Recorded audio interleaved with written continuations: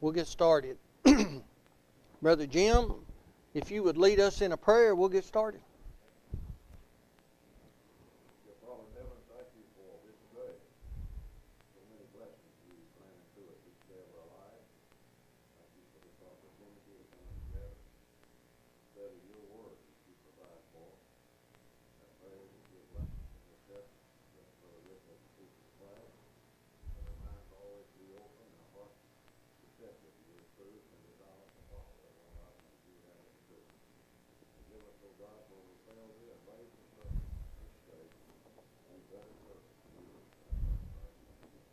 Amen. All right, Proverbs chapter 11.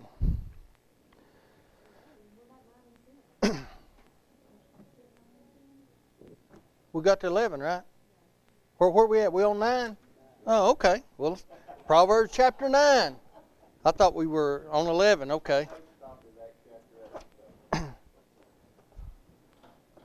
My mistake. My mistake. Proverbs chapter 9. All right. The way of wisdom, verses 1 through 12.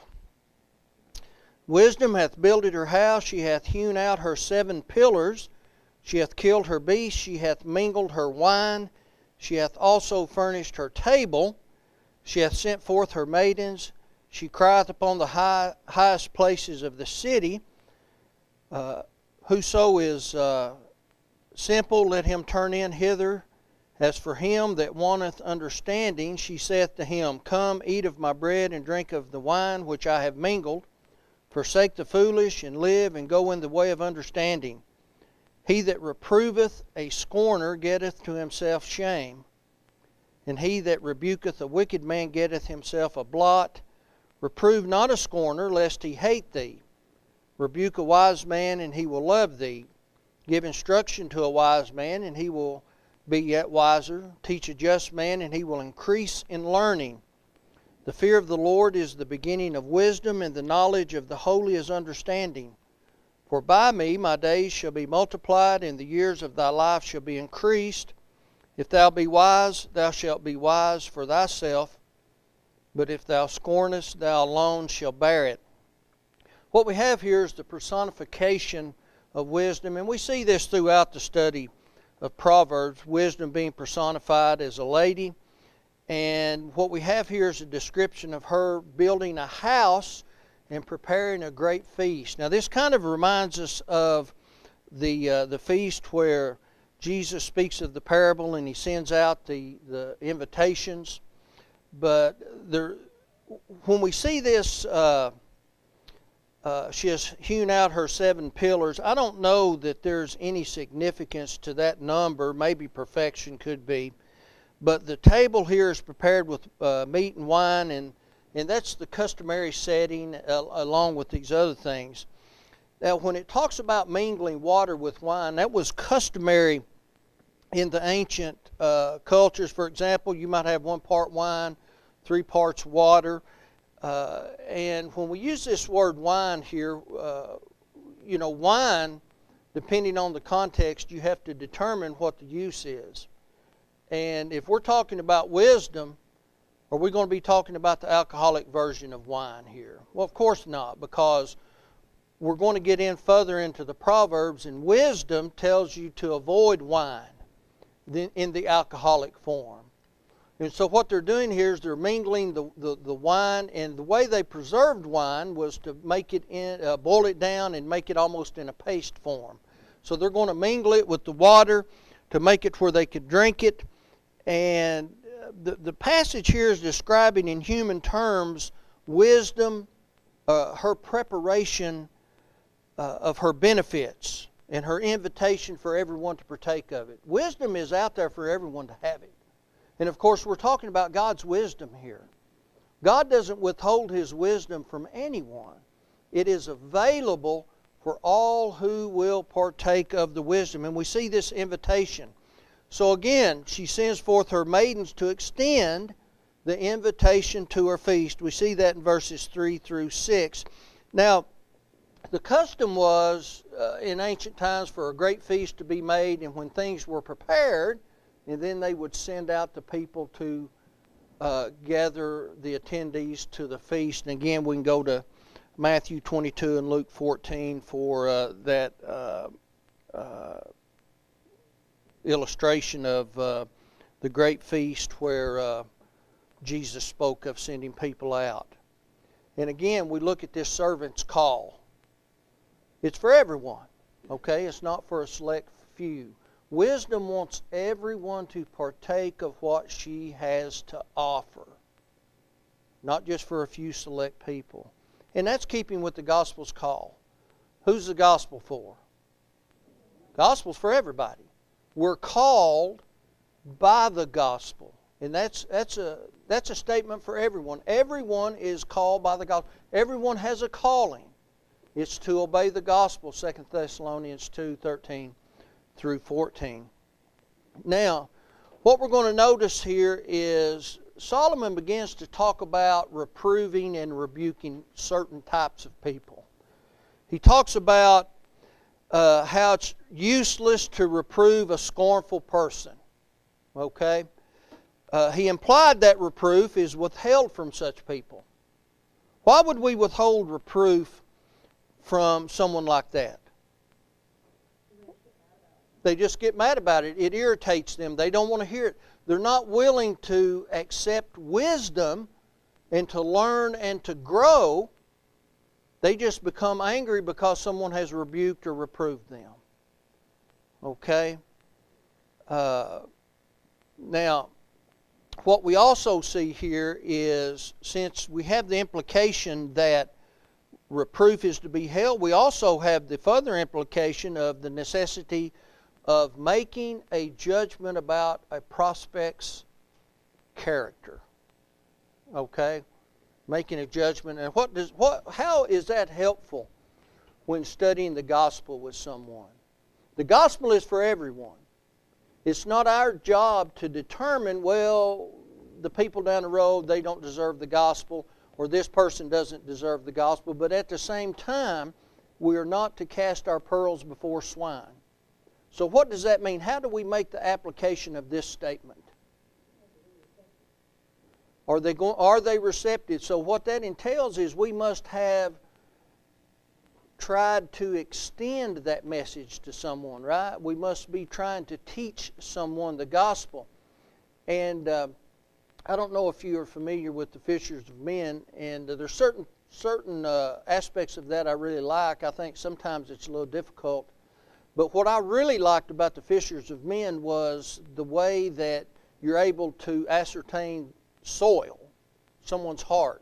You ask certain questions, open-ended questions, and you're able to determine if someone is actually interested.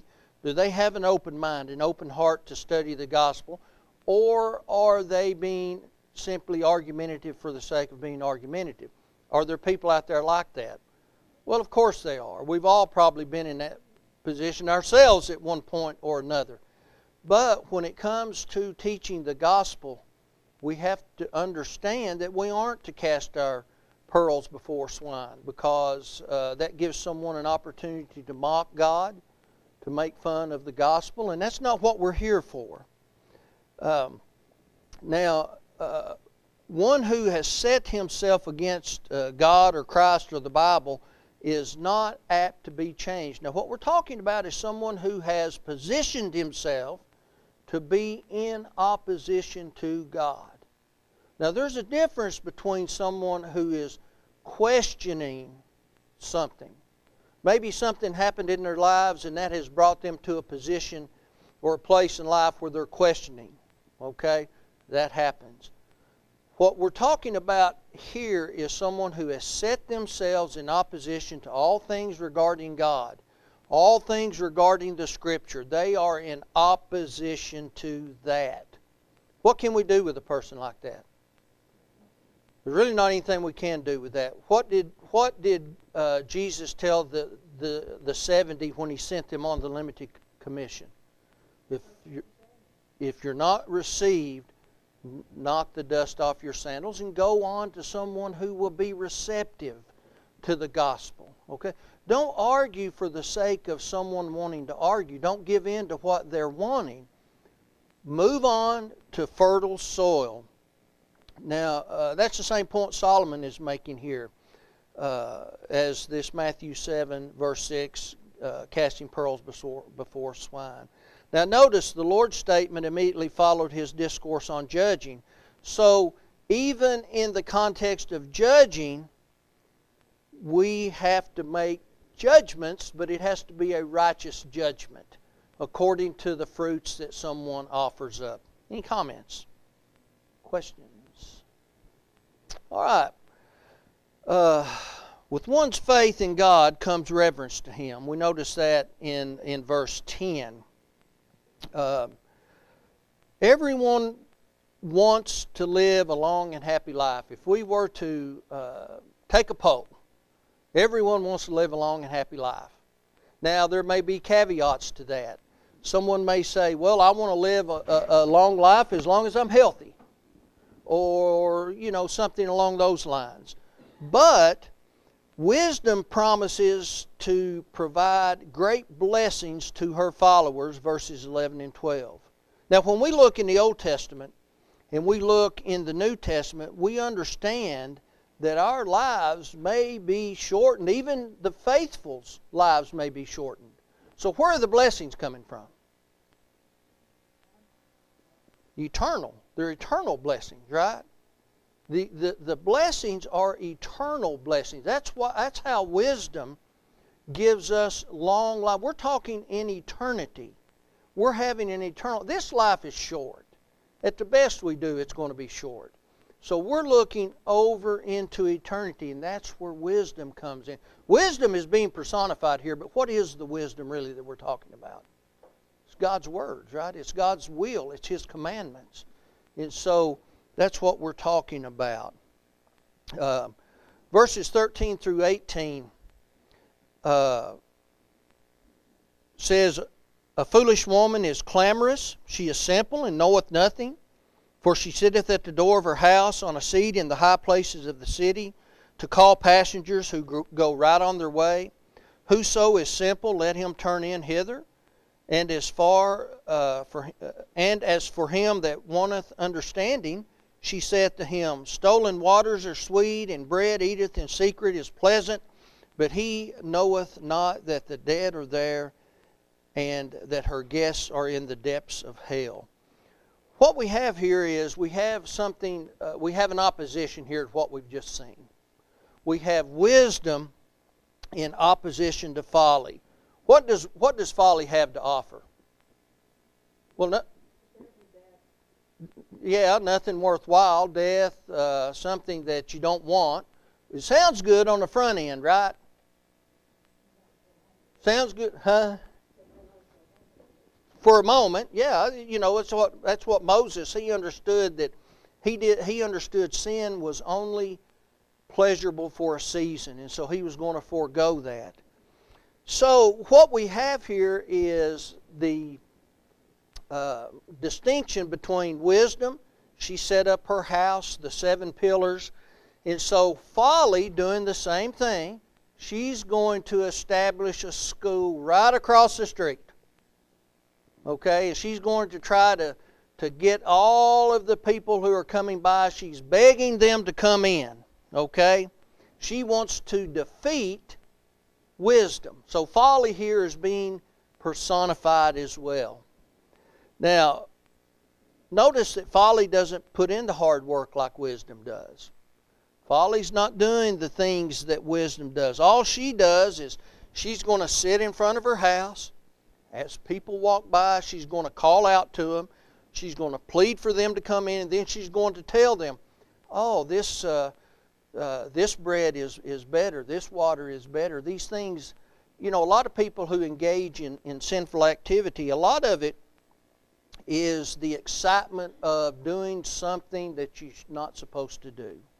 Ill-gotten gain is sweeter than that you worked hard to get.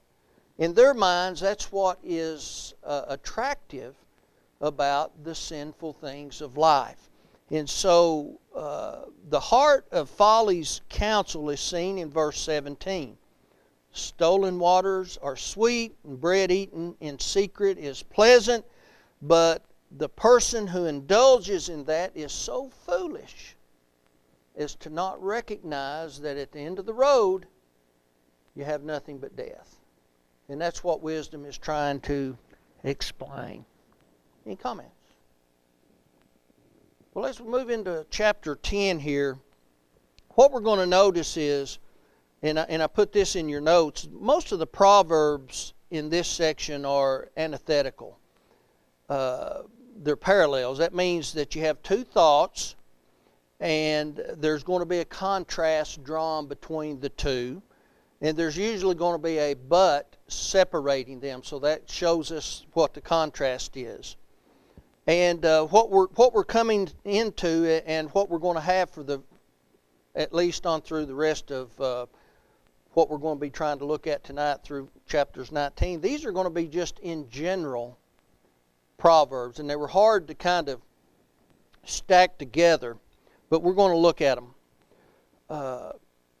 When we're looking at chapter 10 here, the Proverbs of Solomon, a wise son maketh a glad father, but a foolish son is the heaviness of his mother. Treasures of wickedness profit nothing, but righteousness delivereth from death. So we see the difference in the contrast here, right? A wise son maketh a glad father, but a foolish son is the heaviness of his mother. Foolish children, those of us who have children, and whether they turned out great or whether they didn't turn out great, even if they turned out great, there have been times in the process of getting from here to great, there was a worrisome period of time in there. And that doesn't change. I have a child that's going to be 28 and I still worry. Okay? Brother Larry has got grown children, great-grandchildren now, right? And they still worry you. Brother Jim's the same way. Brother Reggie.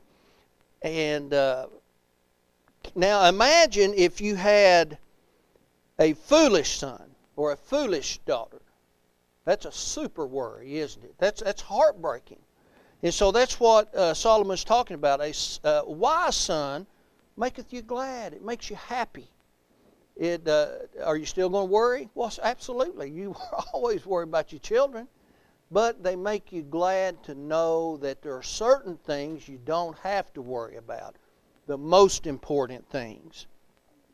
Treasures of the wickedness profit nothing, but righteousness delivereth from death. We can go to Matthew 16:26. And that ties into our last chapter here. The treasure of the wicked, it may seem good for right now, but it's not going to last. You're going to suffer and you're going to pay the price, but the profit of the righteous, the treasure of the righteous, is a great blessing into eternity that cannot be taken away. Verse 3, the Lord will not suffer one soul of the righteous to famish, but he casteth away the substance of the wicked. God will give the opportunity to support ourselves if we want to work, I believe. If we get out there and we want to work hard, He's going to bless our efforts. Does that mean bad things will not happen to good folks? Does that mean we won't lose our jobs, we won't get laid off? Well, no, that doesn't mean that. But if we continually labor hard and we work hard, God will bless our efforts. I heard a young man say one time in a devotional, I may have mentioned this upstairs, pray for our daily bread, but don't expect sandwiches to fall out of the sky, right? You have to work hard for your daily bread, and then allow God to bless your good effort. And that's what he's getting at here. He becometh poor that dealeth with a slack hand, but the hand of the diligent maketh rich. Verse 4 tells us, don't be lazy. Don't have a slack hand. These are wonderful proverbs. We could read the book of Proverbs every month, one chapter a day. And it's a great insight into everyday life.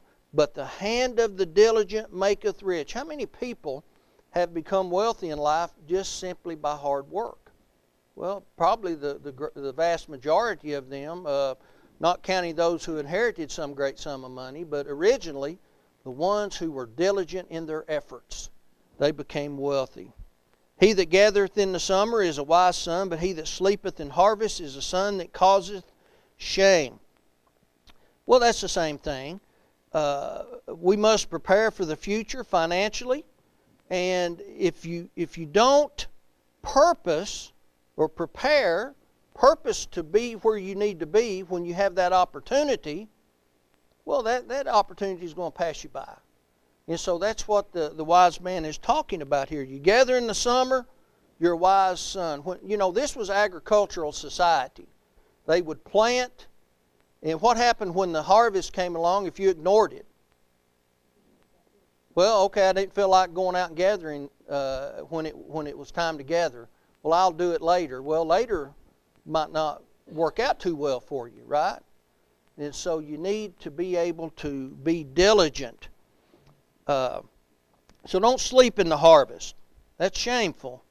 Blessings are upon the head of the just, but violence covereth the mouth of the wicked. Well, here's the thing. God expects people to be righteous, expects people to be just. We are to follow the example of God. God is a just and a righteous God. Okay?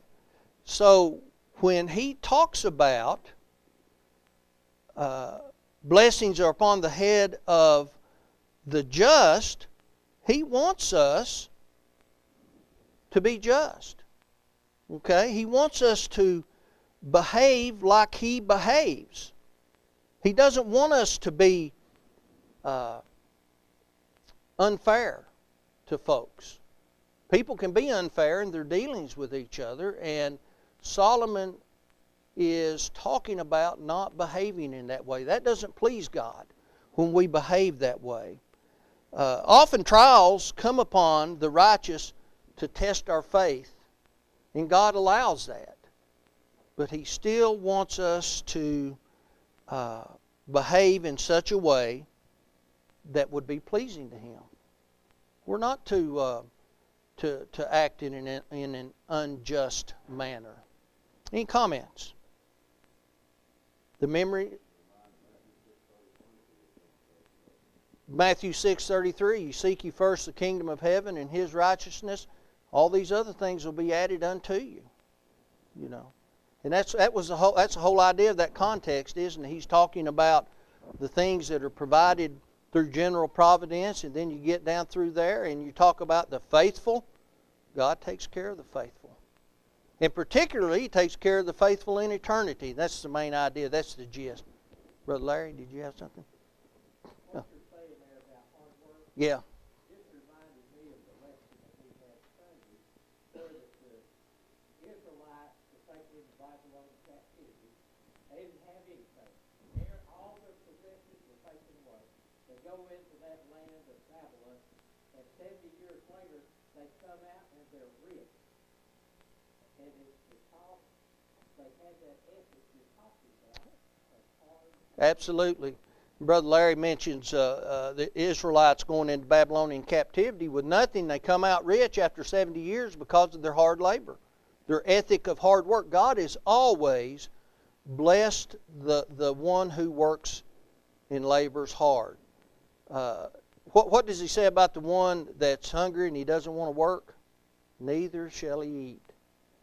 We're not talking about the one who is legitimately in need. That's not what we're talking about. And that's not what God's talking about. But He's talking about the one who can work. And we're going to notice this fella in a moment. We're going to get over to him. He says he will not even put his hand to his mouth to feed himself. Boy, that's lazy. Right? And so we don't want to be that way. We get to verse 7. It says, the memory of the just is blessed, but the name of the wicked shall rot. The righteous live on. We're still talking about Abel. We're still talking about Esther. We're still talking about all of these just people that we read about in Hebrews chapter 11. Now, but we also mention Ahab from time to time, don't we? And what do we think about him? Not too highly. He's wicked. So the memory of those, that rots. It's not good. It's rotten, right? That's not how we want to be. And so that's what Solomon is getting across here. The wise in heart will receive commandments, but a prating fool shall fall. The heart of the wise is ready to receive correction. If you want to do better in life, in any area of life, if you want to do better and you want to get better and you want to progress, you have to have correction. You have to have those who know and have been there and have done it to say, okay, here's a better way to do it. Think about it this way.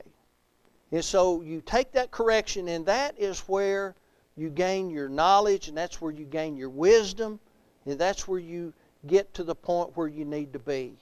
And that's what Solomon's talking about here. You need to be with that frame of mind. And when we see that all the way through verse 10 here, the prating fool is not that way. Right? The prating fool is not that way.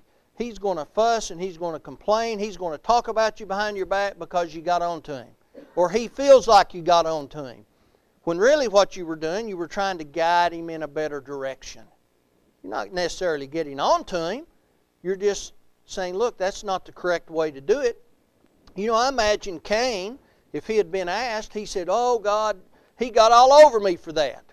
He was just being mean and ugly. Well, God didn't accept his sacrifice, and he got on to him because he broke the law. He broke God's law. He did something he knew he should not have done. And he needed God to get on to him and tell him where he did wrong. But did God do it in a mean, vindictive way? No, God did it in a very loving way. He wanted Cain to learn, and he wanted him to grow. He wanted him to come back with a proper sacrifice, didn't he? That's what he wanted. But we know what happened. Cain didn't do that. He became even more angry. Sin lieth at the door, and that's exactly what happened. And he ended up murdering his brother. The fool is quick to denounce the truth, and he is also quick to suffer the consequences. But whose fault is it always? Somebody else's fault, right? It's never the fool's fault. He's going to blame it on someone else. And a lot of times it's blamed on God. The righteous speak words which help to encourage, right? Verse 11, the mouth of a righteous man is a well of life, but violence covereth the mouth of the wicked. Words can do great things, or they can harm.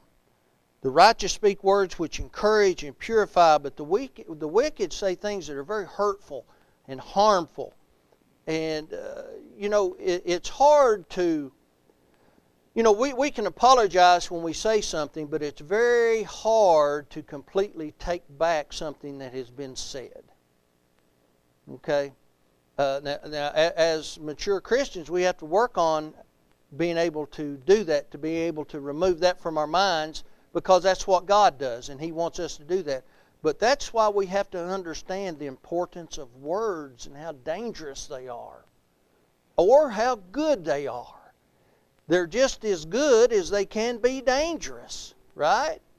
And so we want to be careful with that. We could really tear someone down in a hurry if we had a little different word or a little different way we spoke it, we might lift that person up and change their whole life. And so that's what we want to look at. How does love cover sin? And what's God talking about when He talks about covering sin with love? Is He talking about overlooking sin and paying no attention to it? No, He's talking about forgiveness, isn't He? He's talking about forgiving a person. And proper forgiveness is that person repents, and through our love we forgive them. But see, it's so hard when we let our words get out of control, so we have to be careful with them. That's how love covers sin. But hatred, what does hatred do? What has hatred ever done that was good for anyone? Causes problems, stirs up strife, breaks up homes and friendships, and it just causes all kinds of problems. It causes murder. It causes all sorts of things that this world does not need. Any comments? Right, let's look at verse 13. In the lips of him that hath understanding wisdom is found, but a rod is for the back of him that is void of understanding. A little corporal punishment going on here, looks like. Wise men lay up knowledge, but the mouth of the foolish is near destruction. Okay, in the lips of him that hath understanding, wisdom is found. Understanding and wisdom are often used interchangeably. Okay, the person who has understanding is searching for wisdom. Okay, they're always wanting to grow. Can you become oversaturated with wisdom? Can you learn too much? Now again, we're talking about, really you can't learn too much about any topic, but particularly we're talking about God's wisdom here, right? Can you learn too much? Can you get to the point where you've learned it all and now you can go study something else? We can never, there's too much information that God has provided for us that we'll never learn it all. We'll never fully understand it. And wise men, well, I'm getting a little ahead here. But a rod is for the back of him that is void of understanding. The person who is foolish, the person who doesn't have understanding, he needs to be punished. But what good does it usually do that person? Most of the time, doesn't do them a whole lot of good. Now, it may for the moment stop what's happening, but here's the thing. If used properly and started at the proper time in life, it can do a lot of good. It can do a lot of good. But, see, we have to do that properly. You see, corporal punishment was meted out under the old law. We see that in Deuteronomy 25:3. And when used in the right way, it does allow proper punishment. But if a person is determined to be foolish, not a whole lot we can do about that. It says the wise men lay up knowledge. What does that mean, to lay up knowledge? You store it, you remember it. Thy word have I hidden in my heart that I might not sin against thee. What does the wise man do with knowledge? Over a period of years, and we're going to notice here, when we get to it, talks about the hoary head or the white hair. That gives you a little information about someone. They've been around for a little while. They should have gained some knowledge and some information. And they lay up that knowledge. And so what happens is, when the opportunity comes, a person who has stored up knowledge is able to dispense that knowledge. They're able to hand that knowledge out to the younger people that come along. And isn't that what Paul talked about to Titus? The older ladies are to teach the younger girls. The older men are to teach the younger boys. Why is that a possibility even in the first place? Because they've stored up that knowledge. They know, they've practiced it, and they've gotten to the point where they can dispense that knowledge. They're not being foolish anymore. They went through that stage. And their parents or someone else who had knowledge trained it out of them. And so they began to store up that knowledge, and they learned it and they kept it, because the person with understanding seeks out knowledge. They want more of it. They learn to love wisdom. And that's the whole idea here behind this. The rich man's wealth is his strong city. The destruction of the poor is their poverty. The rich man places all of his trust in his wealth. Well, that might work out okay for a while here in the physical world, but it's not going to do any good in eternity, is it? We get over to Luke chapter 16, and the rich man, how much of that prosperity did he take into the Hayden realm? He didn't take not one penny of it, did he? Not 1 cent, not one mite. The destruction of the poor is their poverty. And so,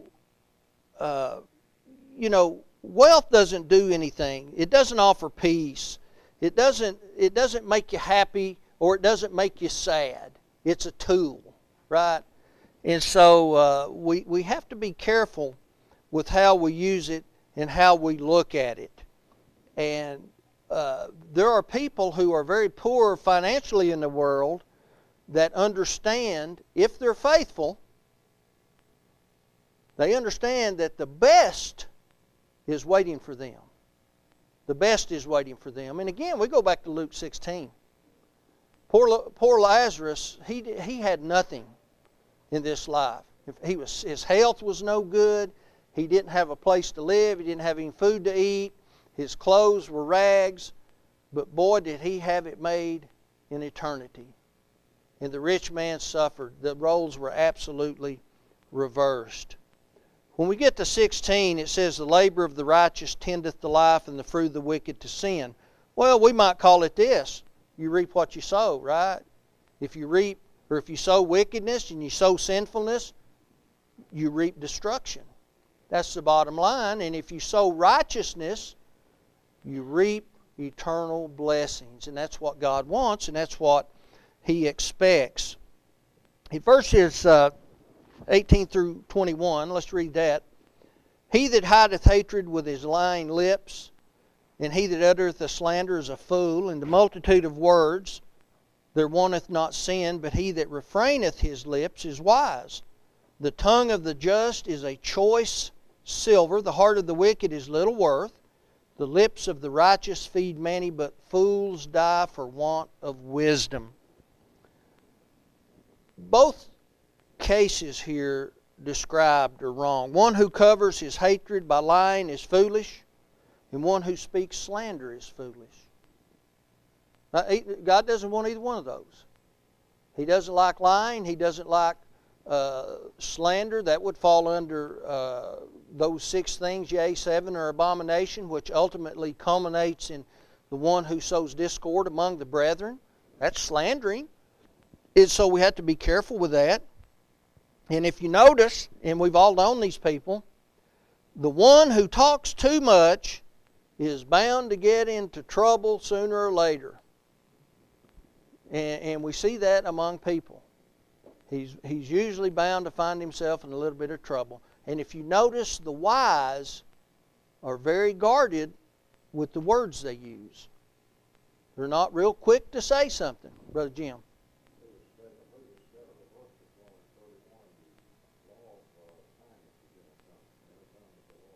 In her tongue is the law of kindness, Brother Jim, speaking of the virtuous woman of Proverbs 31.